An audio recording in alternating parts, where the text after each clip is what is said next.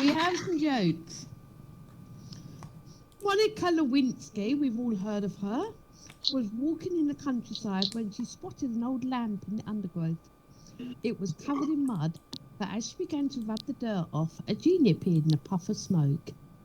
I am the genie of the lamp, it pronounced, and I grant you one wish. Monica thought for a few minutes. She was already famous and wealthy. What on earth could she ask for? Then an idea came to her. I know, she said. Could you make these love handles of mine disappear? Of course, replied the genie, and whoosh, her ears fell off. That's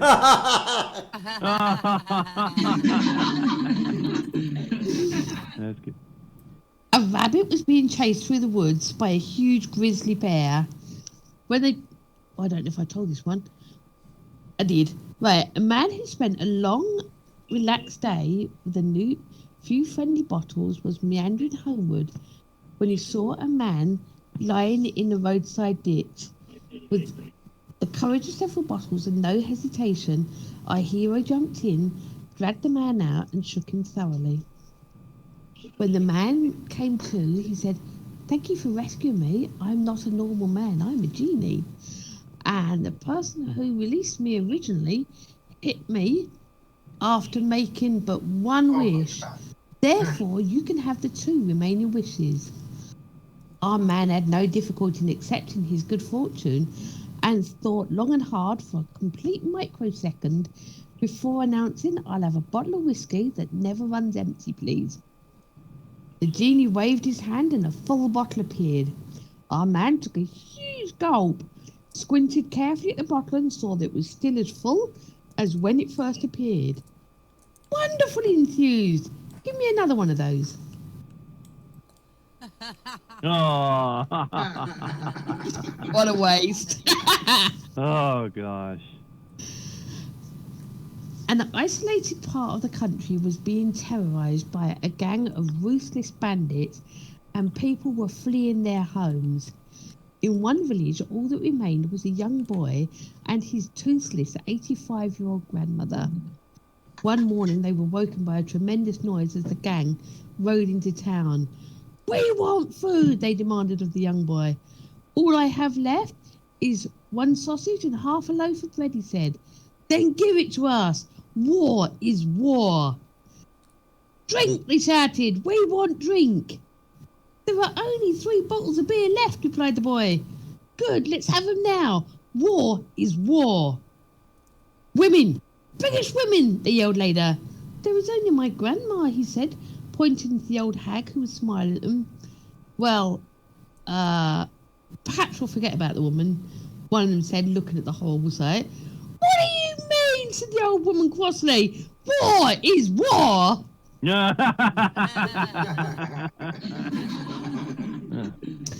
Three married couples arrived at the pearly gates at the same time and were met by Sir Peter. He said to the first couple, "May I have your names, please?"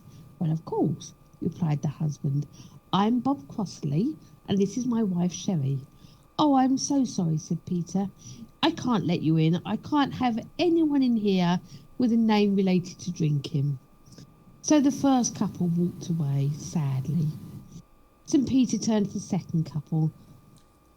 "Names, please."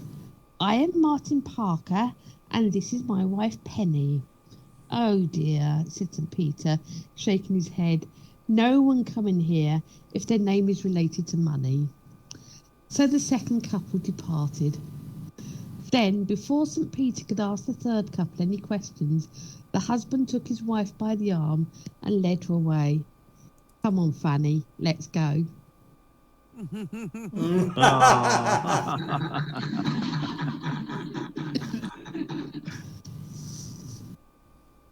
A man married a Japanese woman who had been brought up to please her husband as much as she could. On their honeymoon night, they spent many hours making mad, passionate love. And in the morning, when the woman got out of bed, she farted loudly. "Oh, excuse me," she said. "Front hole so happy, back hole whistle." Oh. Oh my God. The rugby player was rushed to hospital with a dislocated shoulder.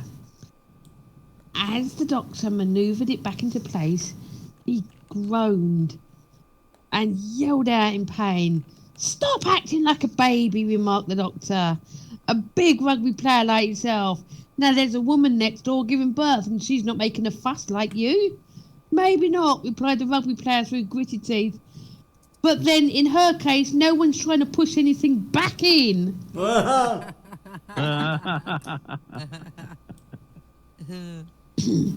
Two deaf men go out for a night on the town and return home very late and drunk.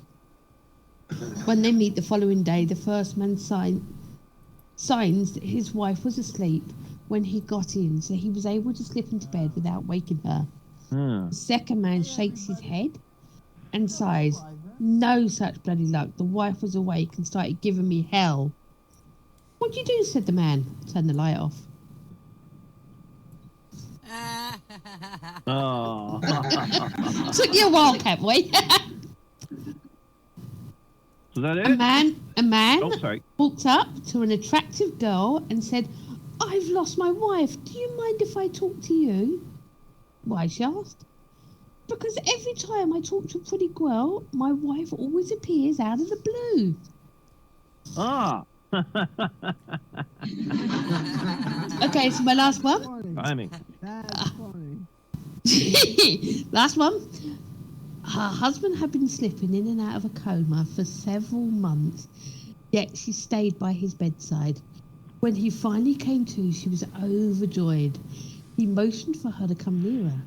As she sat beside him, clasping his hands, he began to speak. "You know what? You have been with me through all the bad times. When I got fired, you were there to support me. When my business fell, you were there. When I was shot, you were by my side. When we lost the house, you gave me support. When my health started failing, you were still by my side. You know?" "Yes, my dear," his wife said gently. "I think you're bad luck."